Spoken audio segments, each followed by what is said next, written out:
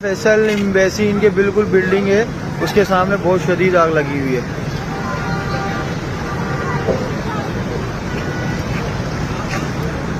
अल्लाह पाक खैर करें। ये बता रहे हैं कि इस बिल्डिंग के अंदर सब फैमिली रहती थी, अभी 1 फ्लोर पे लगी हुई थी, अभी अचानक ये बढ़ी है आग।